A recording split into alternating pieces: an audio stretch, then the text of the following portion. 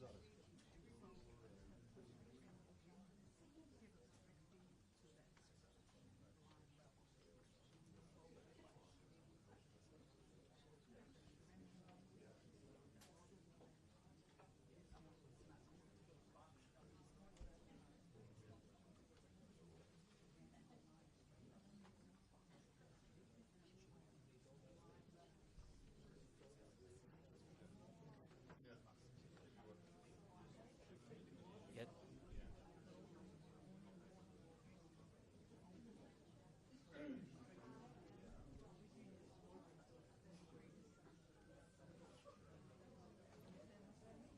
They changed.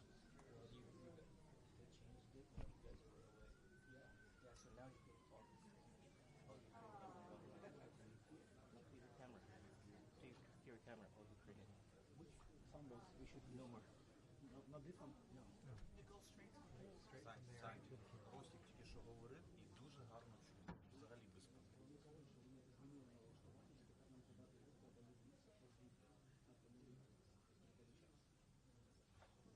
Коли він тільки що говорив, все нормально.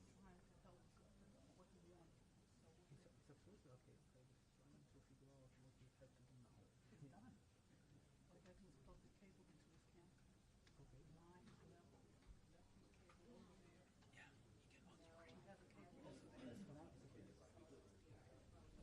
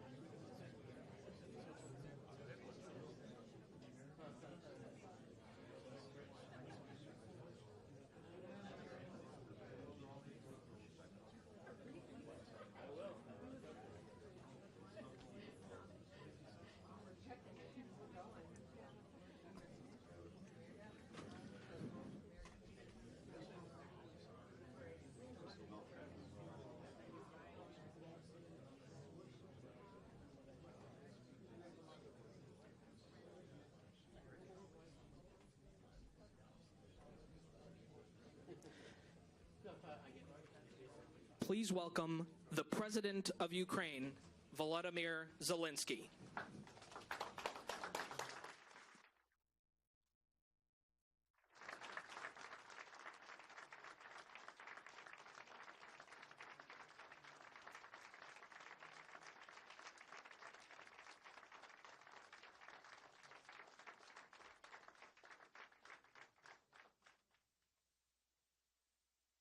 Please welcome to the stage, Director of the Ronald Reagan Institute, Mr. Roger Zakheim.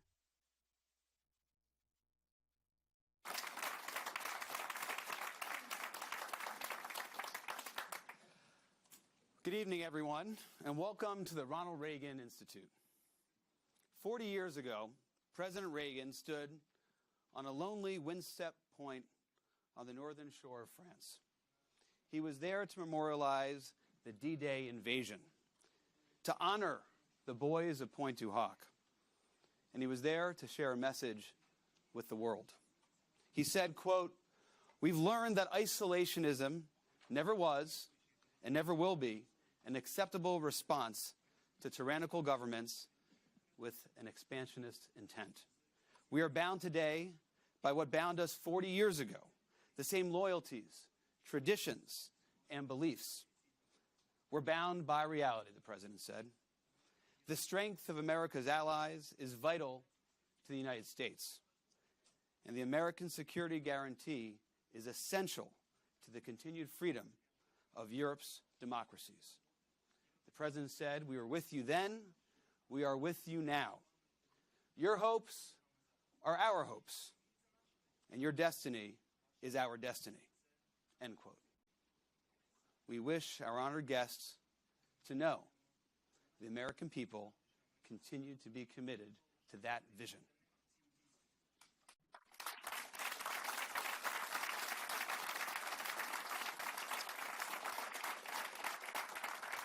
I'd like to recognize our guest of honor, President Zelensky.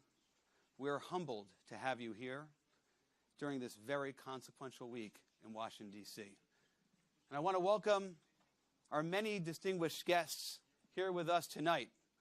We welcome the members of the President's delegation. Thank you for being here. We welcome the members of Congress. Thank you for being here. Members of the administration, members of the Washington Diplomatic Corps, and of course, members of the Board of Trustees of the Ronald Reagan Presidential Foundation and Institute. We're grateful to have you here in person this evening. I also want to thank all those joining us online watching this evening's program. Now, the Reagan Institute, which I'm privileged to lead, is the Washington, D.C. home of the Reagan Foundation, right here on Lafayette Park, across from the White House, that President and Mrs. Reagan once called home. And the mission of the Reagan Institute is to shape the future and to elevate and encourage the leaders of today who embody the timeless values championed by President Reagan. President Zelensky is such a leader. President Reagan said in his 1980 inaugural address, quote, "Above all, we must realize that no arsenal and no weapon in the arsenals of the world is so formidable as the will and moral courage of free men and women." He continued, "It is a weapon our adversaries in today's world do not have. It is a weapon that as Americans we do have. Let that be understood by those who practice terrorism and prey on their neighbors," end quote. The will and moral courage of free men and women is not exclusive to America's arsenal. It is a powerful weapon that Ukrainians have too, as they repel a brutal invasion by an authoritarian neighbor. President Zelensky has rightly said, after the horrific attack yesterday, particularly on the Children's Hospital in Kyiv, that those who show only sympathy for Ukraine, quote, "Mere concern does not stop the terror. Condolences are not a weapon." Now that is something Leader McConnell understands well. From the beginning of this awful war, he has been a crucial figure in ensuring that America provides security assistance to Ukraine. Countless times, he has taken up the cause of Ukraine's defense on the Senate floor, even when it was politically difficult to do so. Leader McConnell, thank you for continuing to demonstrate the kind of leadership that President Reagan knew was essential to the future of democracy itself. Ladies and gentlemen, join me in welcoming the Senate Republican leader, Mitch McConnell.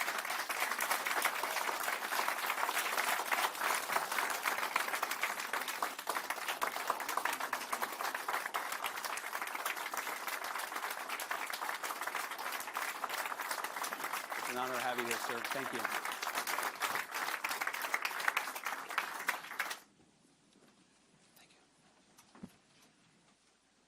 Well, thank you very much. Good to see you again, Mr. President, and we'll see you again tomorrow. One thing that was not mentioned that I thought I'd start with is that I've been around forever. And you probably wonder what my big first break in politics was. It was my internship with Henry Clay.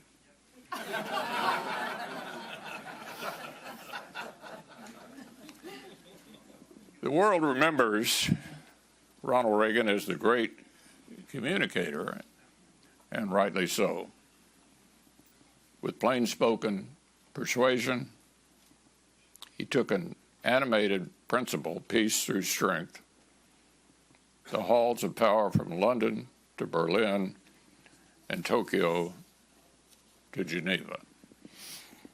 Just as often, and just as memorably, he showed his own resolve, steel to the spine of our allies, and gave hope to the oppressed in places where the yoke of tyranny weighed the heaviest, like in front of the Berlin Wall and in Moscow, and in places where the forces of tyrants had taken the steepest toll, atop the cliffs of Pointe du Hoc and at the concentration camp of Bergen-Belsen. But President Reagan knew very well that being a master of rhetoric, public diplomacy, and soft power wasn't worth much without the hard power that gave his words their weight. He knew that telling Gorbachev to tear down the wall that imprisoned the captive nations of the Soviet Union only packed a punch because the arsenal of democracy, which had spent years rebuilding, was backing it up. The marriage of words and actions is the dying art, but we can't afford to lose it. The West must ensure that our promises and our threats are backed by hard power. And nowhere are the West's interests and the credibility of its commitments more plainly and immediately at stake than on the front lines of Ukraine. I'm honored that President Zelensky is with us this evening. For more than 2 years, the people of Ukraine have backed words of defiance with acts of tremendous courage. I got to meet him the first time in Kyiv about 2 months after the invasion. And he has been an inspiration not only to the Ukrainian people, but to us as well. It's not difficult to imagine what President Reagan would have thought about a democratic nation whose sovereignty his actions helped secure, facing the sharp edge of Russian aggression yet again. It's no mystery where he would have stood while a proud nation gave its sons and daughters to beat back neo-Soviet imperialism, asking only that America and the West have its back.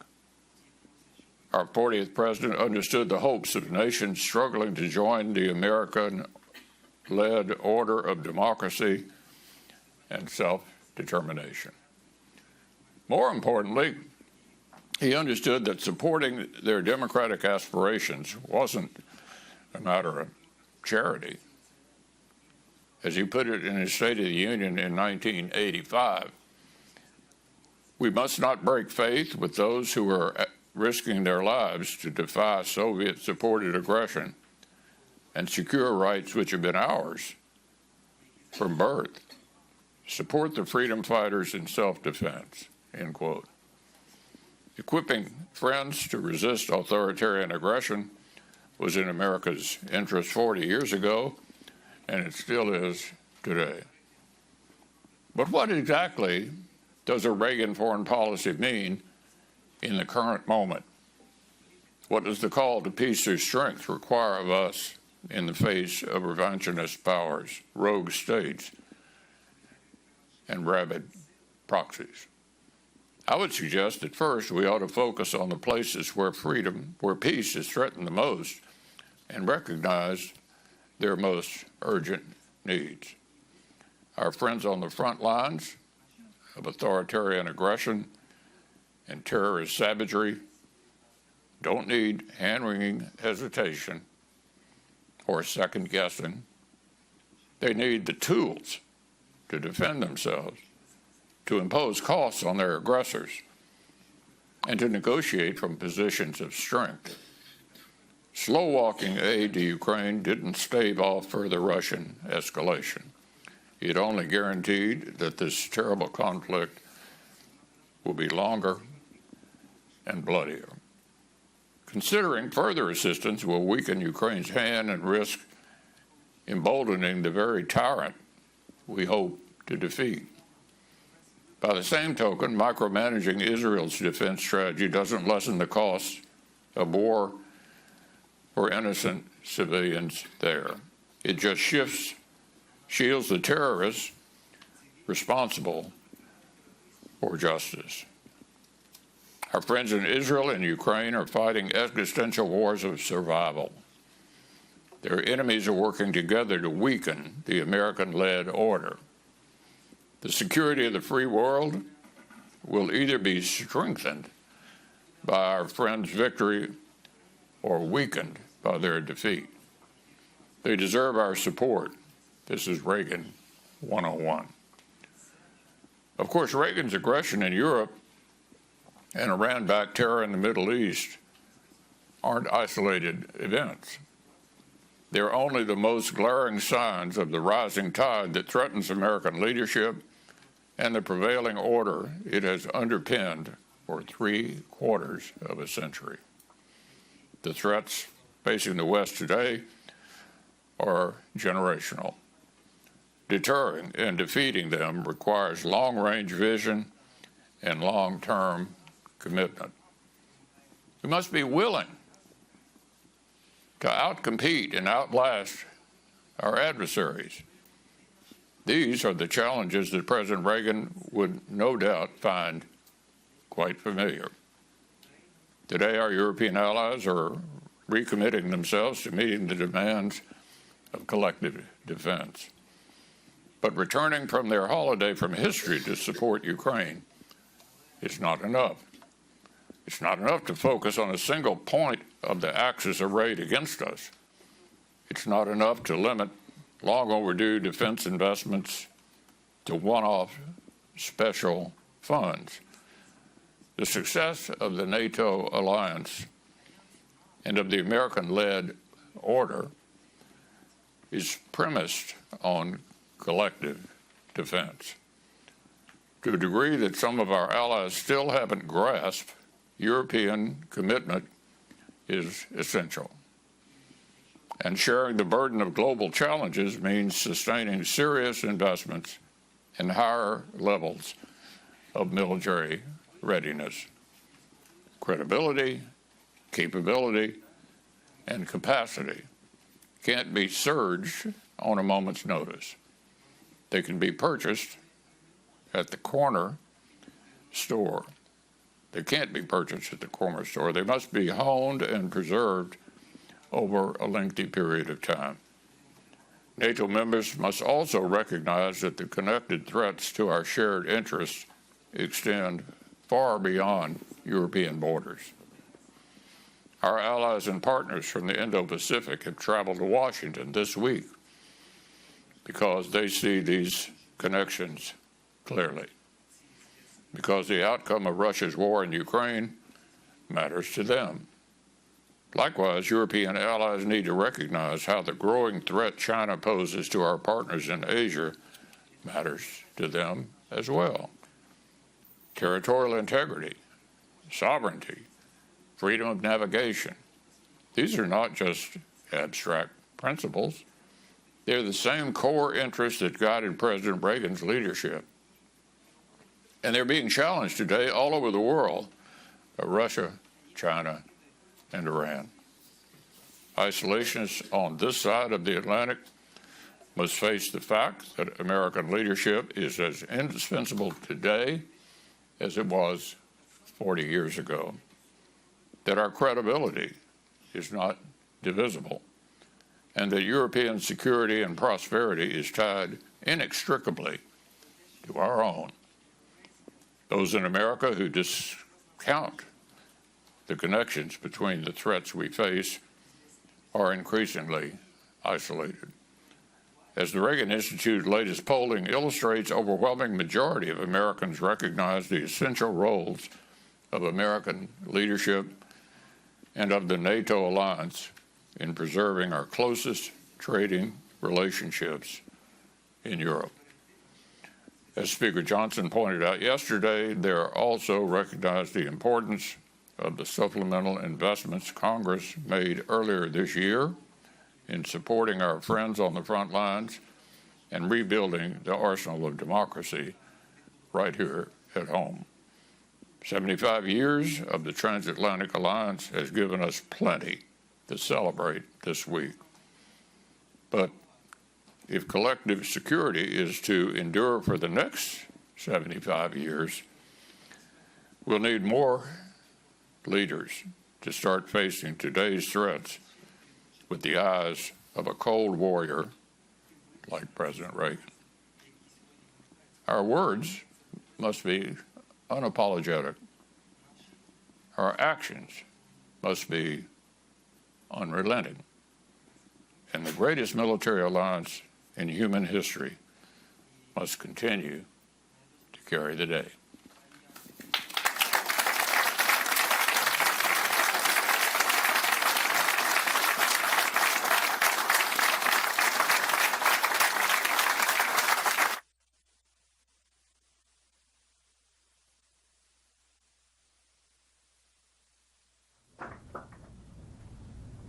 Please welcome to the stage Chairman of the Board of Trustees of the Ronald Reagan Presidential Foundation and Institute, Mr. Fred Ryan. Thank you. Thank you, everyone. And thank you, Leader McConnell, for your leadership on this and so many other important issues, and for being one of Ronald Reagan's most trusted friends here in Washington, D.C. At his historic speech to the British Parliament, our 40th president said, quote, "We must be staunch in our conviction that freedom is not the sole prerogative of a lucky few, but the inalienable and universal right of all human beings." That conviction was the foundation of what became known as the Reagan Doctrine, a steadfast commitment that America would always stand with those around the world fighting to protect their freedom.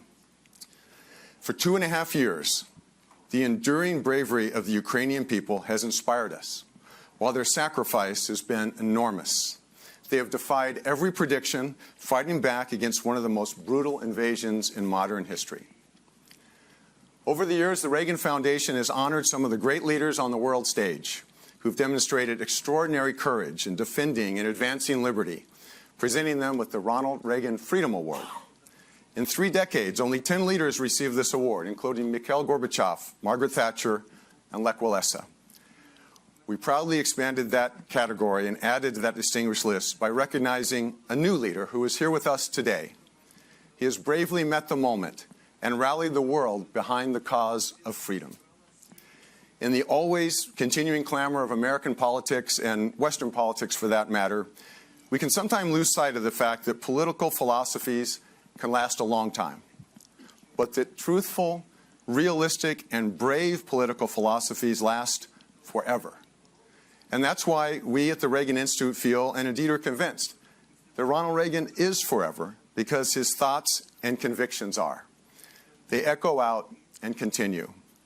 And tonight, we are proud to give the bully pulpit and this stage to a man who stands for so many of the principles of Reaganism. Please welcome President Zelensky.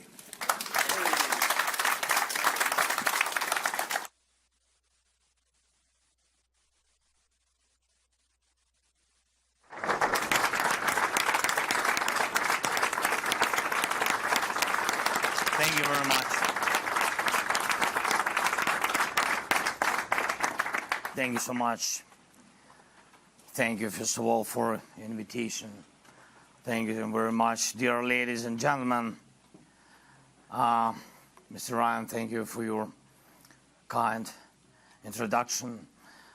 Mr. McConnell, I'm grateful for your firmness in defending freedom and for your visits to Ukraine to see how important it is to win now, to prevail over the Russian war and terror, to win so that the words said in the 20th century remain valid and relevant today.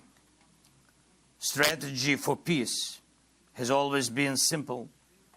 Be strong enough, be determined enough so that no adversary would think even for a moment that war might pay. These are the words of Ronald Reagan. And he said this in 1988 about NATO's strategy. And it is symbolic to repeat them now, here, on the eve of the NATO summit in Washington. Time passes, but more and more people reflect on what President Reagan said, what he did, and what he changed. And these are the words about America. America, which the world values, is grateful to, wants to see leading the world as only America can. Reagan delivered this speech on February 23. The next February date, the 24th, but in completely different era, in 2022, has become the day of the greatest challenge both to Reagan's legacy and to the rules-based world order, the order that President Reagan wanted to preserve at any time. Is it preserved now? Ladies and gentlemen, let's be, and I want to be, candid and frank. Now everyone is waiting for November. Americans are waiting for November. In Europe, Middle East, in the Pacific, the whole world is looking to autumn, looking to November. And truly speaking, Putin awaits November too, but killing and destroying to get ready, to be ready for everything what November might bring. Even the anniversary NATO summit, which should become a top event, does not indeed look strong in the media in contrast to what is expected from November. It seems that people do not even notice that NATO has expanded by 2 new countries at once. And this is a historic event, but it is in the shadows of another story. It's time to step out of the shadows, to make strong decisions work, to act and not to wait for November or any other month to this end. We must be strong and uncompromising all together. And first of all, America. And first of all, the leaders of America. And the President of the United States as a leader of the free world. To be uncompromising in defending democracy. Uncompromising against Putin and his coterie. Uncompromising to every possible terror exactly what all Ukrainians were on the 24th of February 2022. Millions of the people of the world and millions of Americans exactly what President Biden and the Congress were on the 24th of February. I'm okay. Thank you. And when Putin decided to break everything dear to us, we all acted as one. We didn't wait a single day and even minute. We were surviving every day, and we did survive. Then the world saw that Putin could lose, and democracy can win even when it seemed impossible. Then what happened now? When did it step into the shadows? When did one start thinking that it's better to delay than act? That partial solutions are better than victory? And when it started to appear that to defend freedom is allegedly unsafe, and that to put Putin in place for blackmailing the whole world is allegedly unprofitable. When and why did it happen?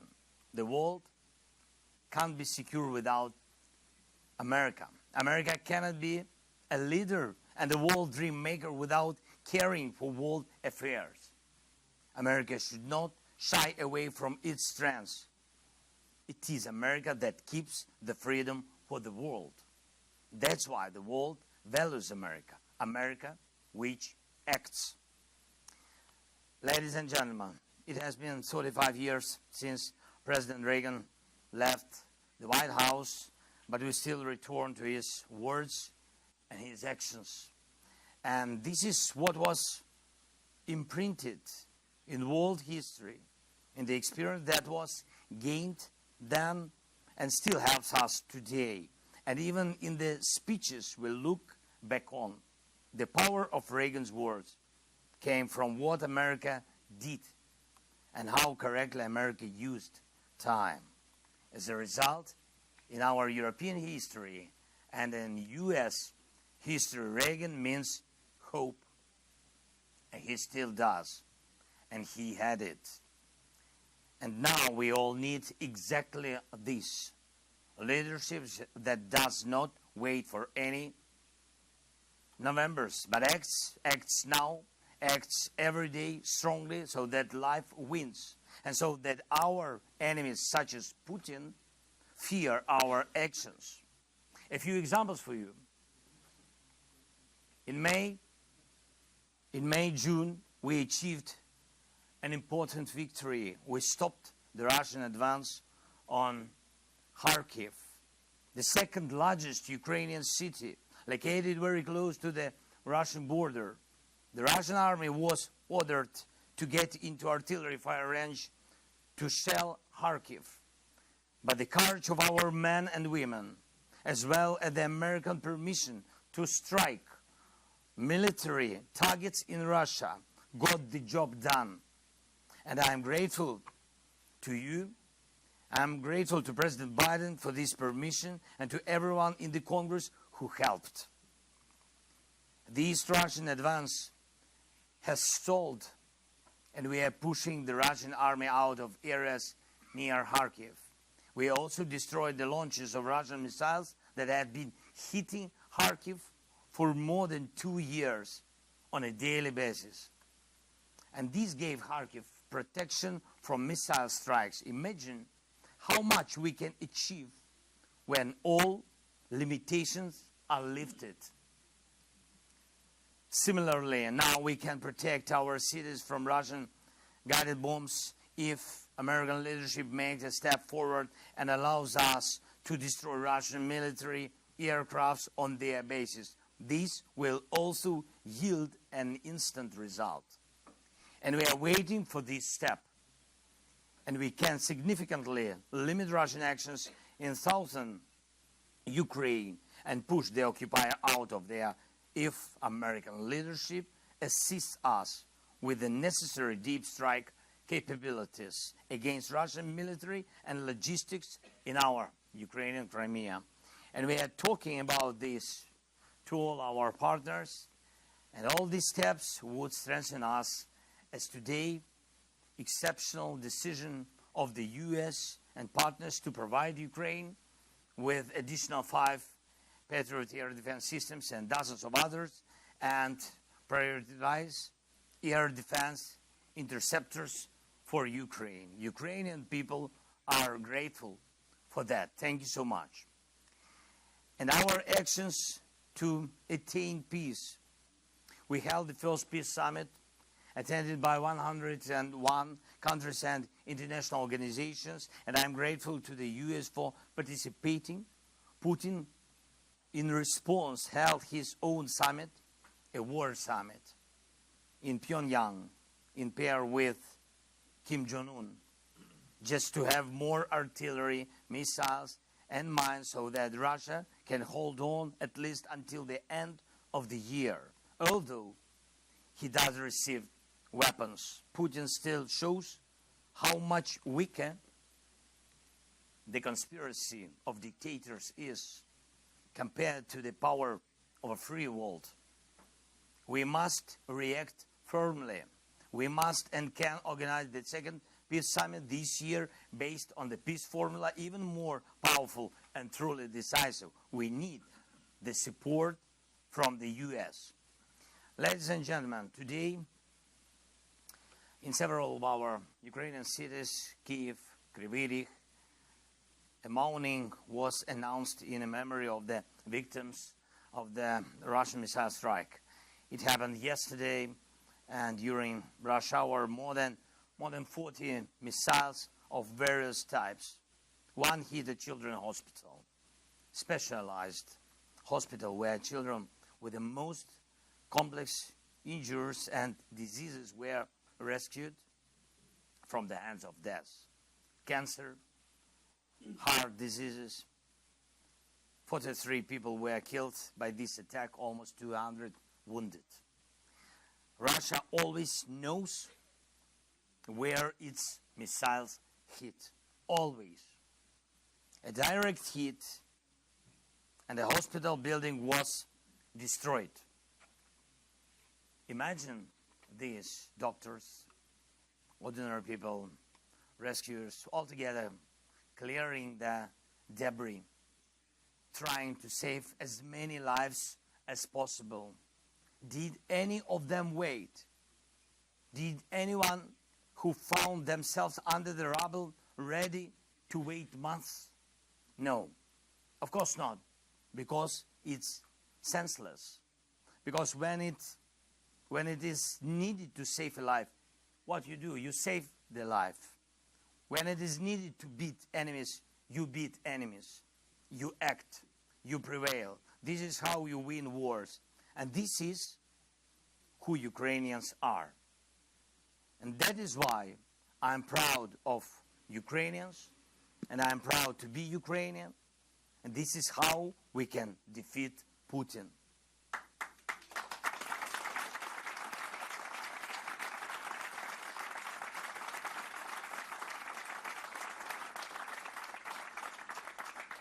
How much longer can Putin last? The answer to this question is right here in Washington. Your leadership, your actions, your choice, the choice to act now. And even these days, at NATO summit, which has to become a strong event, strong decisions are needed, and when we are waiting for them, and when we are counting on them. For 75 years, Europeans could be confident that no matter the friction within the alliance, no one, when talking to Russia, would trade the membership of European nations. But why does Moscow hope for this now? And why do the words, Ukraine is a NATO member, cause more fear? Not in Moscow. For decades, the world has relied on the principles of the territorial integrity of states and inviolability of nations' borders. But will these principles remain in force? We, in Ukraine, and all other neighbors of Russia, including those to whom America has alliance commitments, need answers. Our people are doing their best, the best of what is available to us in Ukraine. And we have proven more than once that the more we have, the harder it is for Putin to make war. He still thinks that war might pay. He still thinks that humiliating America might pay. During all his rule, he has been trying to humiliate America and break the lives of free nations. His personal story must finally end so that the story of peace becomes lasting. Together with America, the world is capable of doing the right things. And when we all act strong enough, determined enough, and this must be our strategy, exactly this, and right now, with all the American power that no Putins can repel. Because America, as you know, is too great for small deeds. Don't wait months. America can be great every day. Thank you so much for your support. Slava Ukraini. Thank you so much.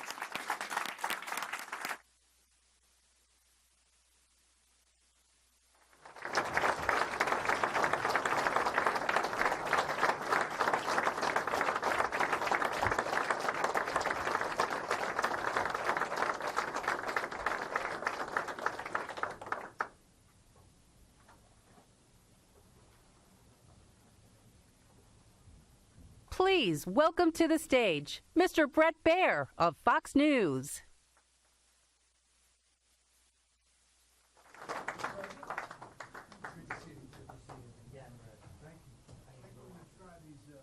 Handheld. Okay. Just to sound better. It is great to see you. Glad to see you too. Thank you so much. The last time we talked, it was on the 2-year anniversary of the war in eastern Ukraine, about a mile from Russian forces on the front lines. A lot different environment here without artillery coming and going. As this has developed since I last saw you 6 months ago, how has the war changed in your view? Thank you so much. Can I answer Sure. Ukrainian? Ideally English, is English crowd, but we'd love it. Oh, okay. Okay. I'll try.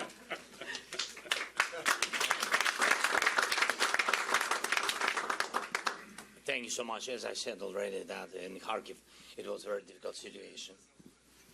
Putin wanted very much to occupy us quickly. Thank you so much for bipartisan decision of the package.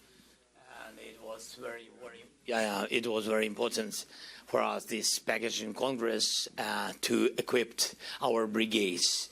But always we have this challenge that from the moment of decision to the moment of equipment, you need much time. And of course, Putin understood and understands.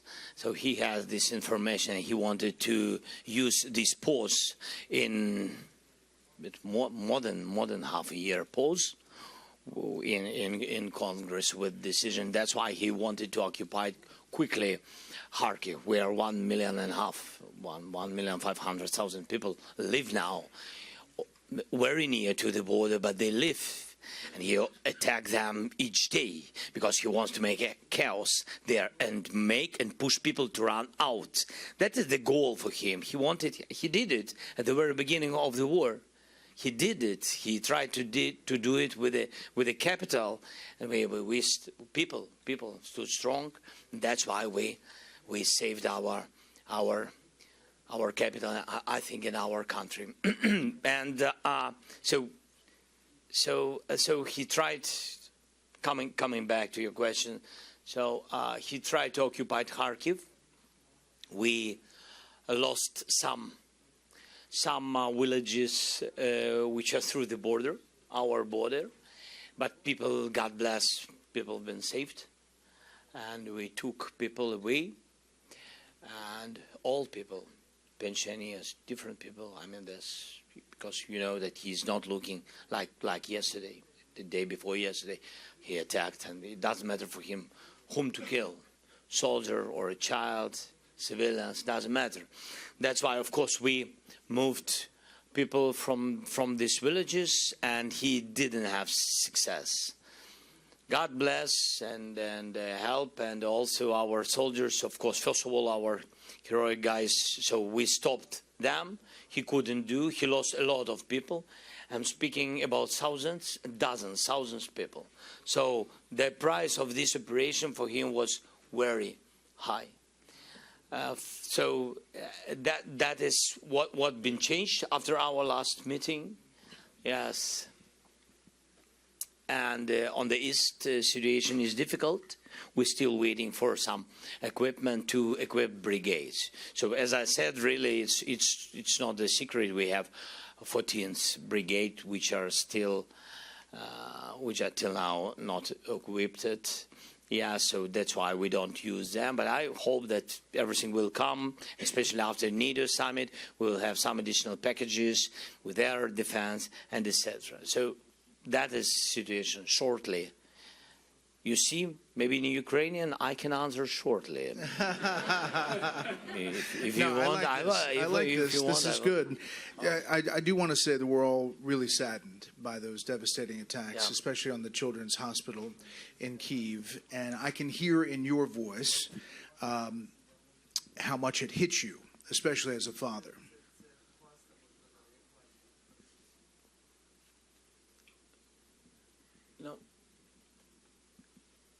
For me, it's, you know, it's always for everybody, I think. It's very sensitive. I'm the father, I'm the president, I'm a human. Yeah, so it's so difficult. It's so difficult to lose people. It's so difficult and to lose children. And of course, you know, you see these people, you see parents, and then when their children are dying or dead, so it's you want to kill Putin at this moment. And of course, all of them, all of us, we want it very much, really, because he's not. I think that he's at this moment. Maybe he's drinking something. He's not thinking. For him, it doesn't. I mean, it doesn't. For him, it doesn't matter what's going on in Ukraine. So the attack was, what is the tragedy? It was not attack on some, you know, military object or something like this, and something was not good with a missile or something. No. The missile was exactly to the hospital. It's not the first time, and that's why so you have such emotions. Do you think that it was meant to strike the day before the start of the NATO summit? NATO, that his signal. That's his signal to the world, to all the people, that the signal to NATO countries, to all our allies. This is the signal. He will live this way, and he will do this way. Last year, during the early part of this year, your air defenses were defeating about 80% of the Russian air attacks. And I know the air defense systems, as you mentioned, are arriving after this 6-month delay. But I'm wondering if you're able to return to defeating as much of the Russian air attack as with the systems as you were once doing, now that these new systems are on the way.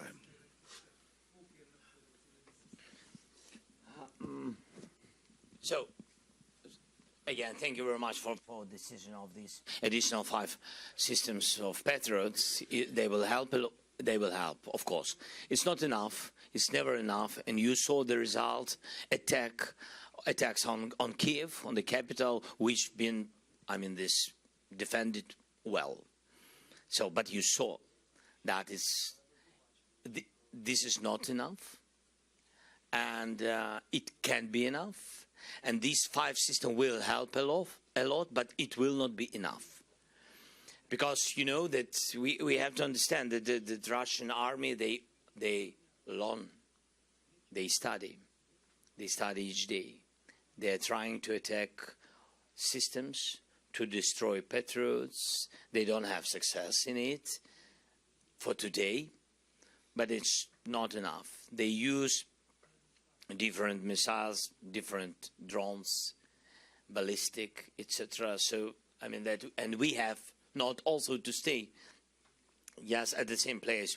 We also have to move, to make strong steps with air defense, different kinds, more than one, and etc. So, yeah, you're hopeful. But let me ask you this. The U.S., though, continues to restrict the U.S. ATACMS from firing at targets inside Russia, and restricting the long-range U.S. HIMARS from firing inside Russia unless an attack is imminent on Kharkiv. Can you just provide the audience here some sense or some understanding of what these restrictions mean for your forces and their challenges as a result to conduct an effective campaign against Russia? Some of these bases, air bases, include the one that launched the attack on the Children's Hospital yesterday. Yes. So, of course, we have permission to use HIMARS through the border, especially on Kharkiv, east and north of the country. Is it enough? Of course not.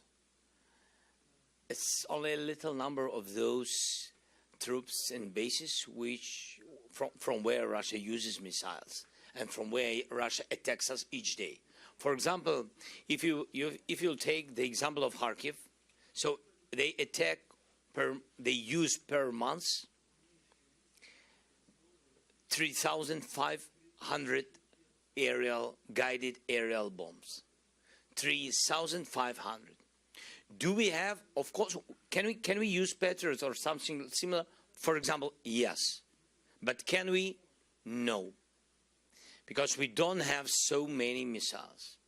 And the world doesn't have possibility to use 3,500 missiles of Patriots just to defending. That's why you can't use such weapon against it. How they use these guided bombs? Using jets, where the jets stay on their bases. Do we know these bases? Yes. Do we know all of them? Yes. Would you want to strike them? Yes.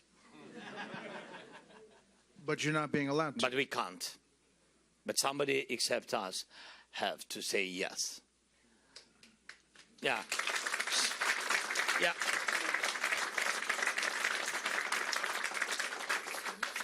Just stay on the distance from our border from 150 kilometers to 1,000. But mostly what is very important, from 150 to 500 kilometers.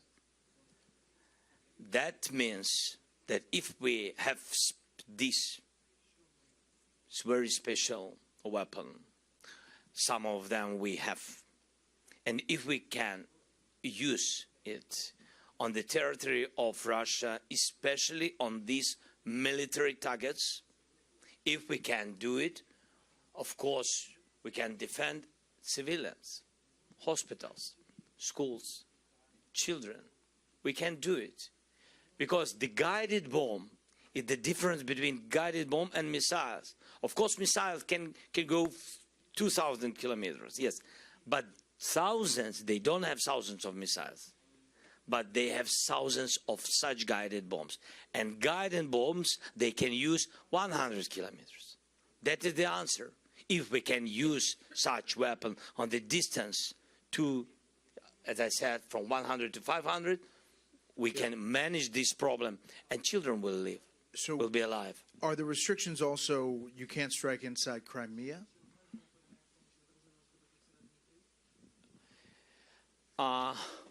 I hope no. But you don't know? But I don't know. Because to say to you honestly, and I have to do it, so we can't use everything. Everything, you will understand my English, yes? Yes. We can't use everything and everywhere in Crimea. You understand? Let me ask you another question about Crimea. Yeah, please. Will you negotiate with Putin over Crimea if it would end the war?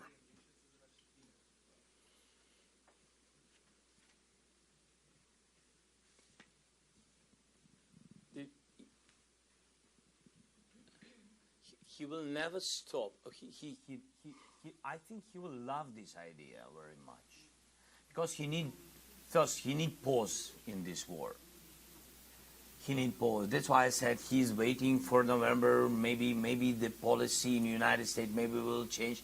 I hope that it will never change. And it's very important for him to understand and to know it depends only on decision of American people. It doesn't depend on any one person. You understand? And that's why he's always waiting how to divide world, how to divide America, how to divide different countries in Europe. He afraid of unity, and he needs pauses. To speak about Crimea, that the pause he need. He had Crimea. He occupied it in 2014 Crimea. Did he finish? No. Did he stop? No. Then he occupied Donbass. Now he's speaking that he needs Crimea and Donbass, and that's all. He's a liar, because he had it before full-scale invasion. He had it, especially Crimea and Donbass, the part of Donbass. But he had it, and he began full-scale war. You say everyone is looking towards November. Yes. How closely are you following the day-to-day politics here in Washington and in the U.S.? I think sometimes we are closer than you, Brett. I don't know about that. I know, I'm not sure, but we had to do it. We know a lot of things, not everything. Yes, and of course, it's not about any messages to be influential. No, this is the choice of American people, and we respect it, of course. But we are trying to understand what will be, because our people, all the changes in the United States. If they will have one or another direction, if the direction will not change, or if something will change, our people, they're afraid, because you have to know that you are the biggest strategic partner of Ukraine, the biggest the first one who helped us at the very beginning of the war. Because at the very, very beginning we've been alone, and it was very difficult to us to survive. We did it, and then your help, and after your messages with your help, was very strong message to Europeans. And you joined them, and it was very important. That's why, of course, we have to understand what's going on. Yeah.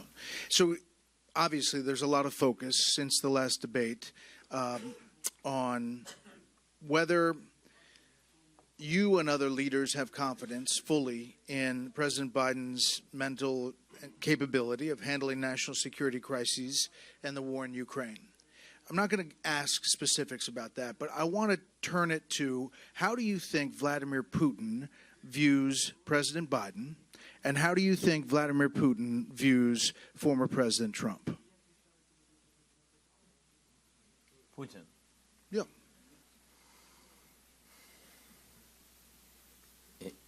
So you mean that what is his attitude to Biden and what his attitude to Trump? From your point of view. He doesn't love America. And he hates Ukraine. And because he hates democracy. And Biden and Trump are very different. But they are supportive democracy. And that's why I think Putin will hate both of them. I think so. But I think that both of them have to understand it, not to count on his attitude. Because the GDP of United States 10 times bigger than Russia. And it means that you can't attitude to Putin as he is a partner. He's small, really small, but when we afraid him, he began to be bigger. And that is the mistake of all the West, including us, including the United States. That is the mistake that during last 25 or how many years he is Putin. Yeah. So we always gave messages, all the West gave messages that he is the partner, he is the big, he is leader. The Biden administration has put restrictions on you as far as what you can do. Are you fearful of a Trump administration and what that means for you in this war? Do you fear former President Trump, if he's president again, would pull out of NATO? Do you fear like that everything would shut down as far as support for the U.S., for the Ukraine war?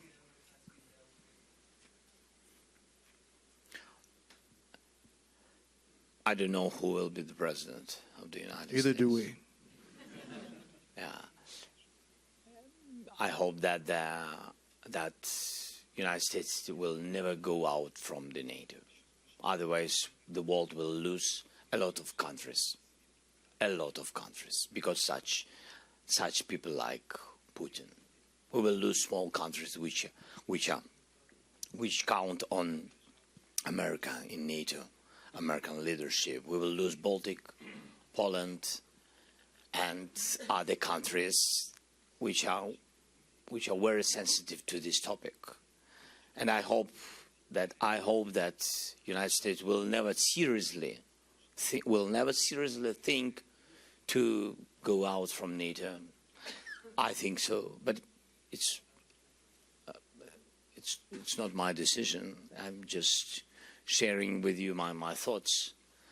And I hope that if people of America will vote for President Trump, I hope that his policy with Ukraine will not change, and will not change. You don't think he can solve it in one day? I don't know. I don't know very well him. You know, I don't know. I had meetings with him, and we had good meetings when he was the president. But we didn't went. I don't know. Maybe I'm not right in English, but we didn't went through the war with him. And only during the war you have to understand: can you count on somebody or not? Because even me, I had a lot of, in Ukraine, I had a lot of friends. At the very beginning of the war, some of them, we lost some of them. We lost them because they found another land for them. It's their choice, but this is, that's during the war, another situation. You face another situation, very difficult, very challenging period. That's why I can't tell you, that what he will do. If he will be the president of the United States, I don't know. That's why I wanted very much. I heard his messages, and some messages yesterday in Twitter, yeah? X, yeah. They've been very, very, with questions. That's why sometimes we need answers.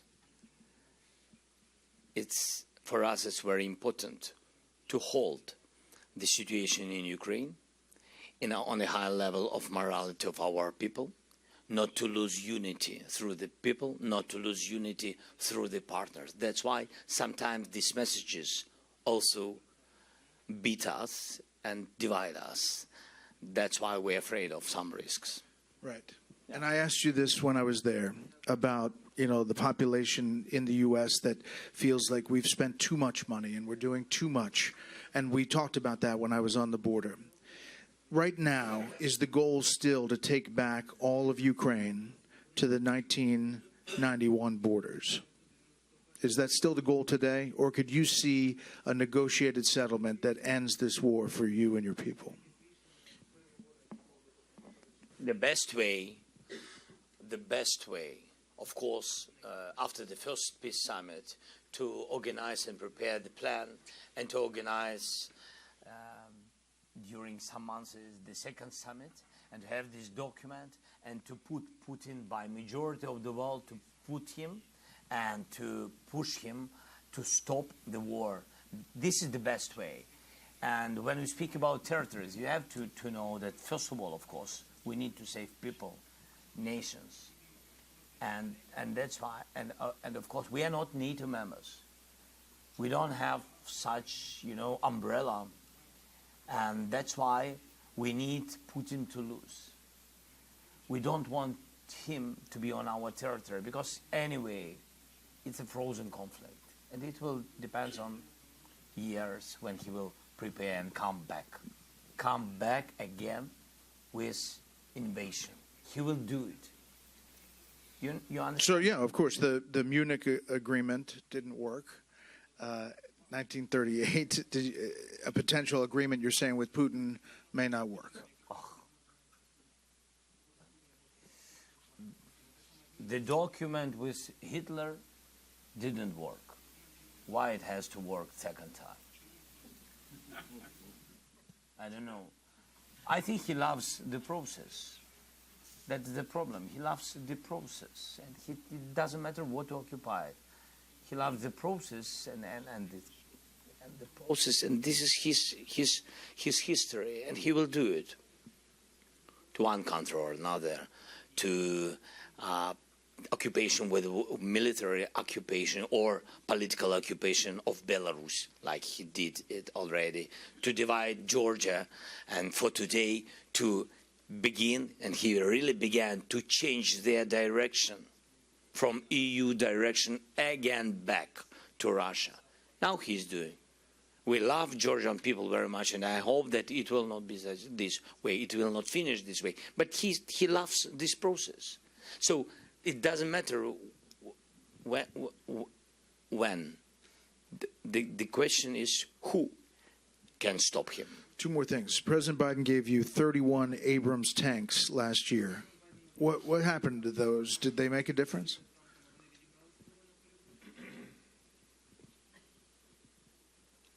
I'm not sure that such number of tanks can change the situation on the battlefield. It doesn't depend on decision of President Biden.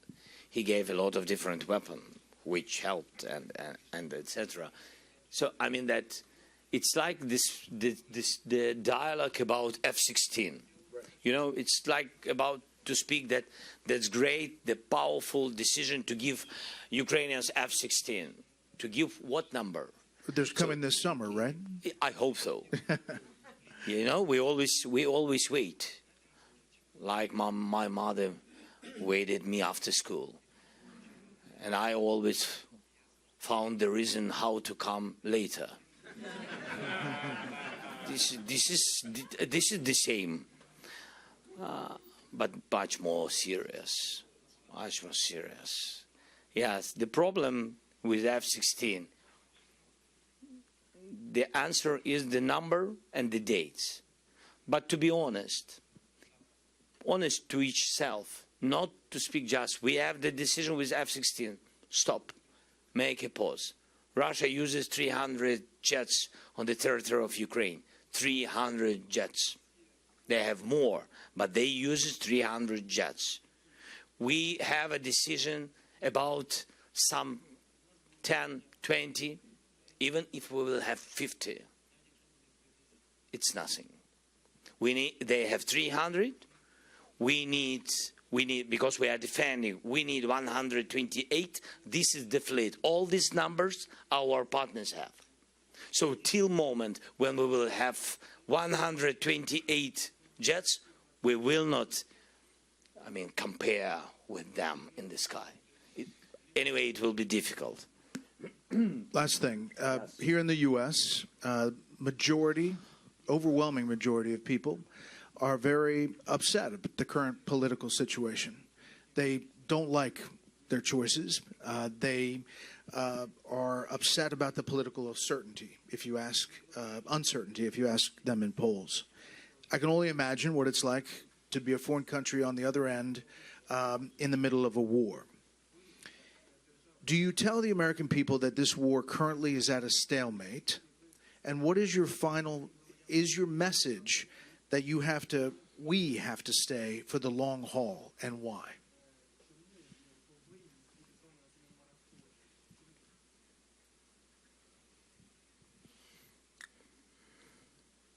This is the long dialogue. Yeah, really. I think mostly people understand that we are defending not only our country, not only our people, common values. We have the same families, we have the same understanding of the life. We are very, very fighting for freedom. And I think that people of the United States from the very beginning, they understood us. And the moment, as I said previously, that Putin will never stop on Ukraine. And you will see it. If we will not stop him, he will go further. He will go further, and he will go to the NATO countries. He will want to show that he can. He has to sell this information to his society. He will go to those countries who are members of NATO but being the part of the Soviet Union. He will go there, and his ambitions. And after that, the people and soldiers of the United States will go and will defend these countries. And it's tragedy for everybody to lose people's sons and daughters. And that's why I think till the moment Ukraine is strong, all the world pay a low price. I think so. Maybe I'm not right. But who wants to check? I'm not sure that is a good idea. And again, so a lot of, if to be pragmatic, Brad, so during the war, of course, we increased a lot of technological progress, and with cyber, and with drones, with sea drones, and etc. So, United States, when they gave us weapon, they took from us all this, all our knowledge and all this experience. Of course, we shared all these technologies with the United States because we are partners. And I think you've got it. A lot of companies and etc. And a lot of companies in the United States, they really had made a big progress in production because the government of the United States pushed there and gave them money and a lot of contracts. So I think it helped. If it's to be pragmatic. So I think so. I think you are doing very well, but maybe it's those people who don't understand it now. Maybe it's okay, it's their choice, but they will understand it. They will understand it in the future. That the United States made a really right choice, made really to save democracy in the world, and this decision is making now on the territory of Ukraine. It's true. President Zelensky, thank you so much for the time. Thanks so much. Thank you, Brad. Thank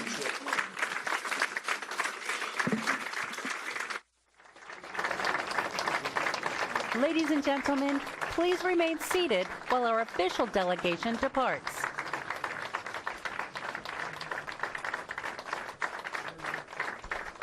Ladies and gentlemen, please remain seated while our official delegation departs.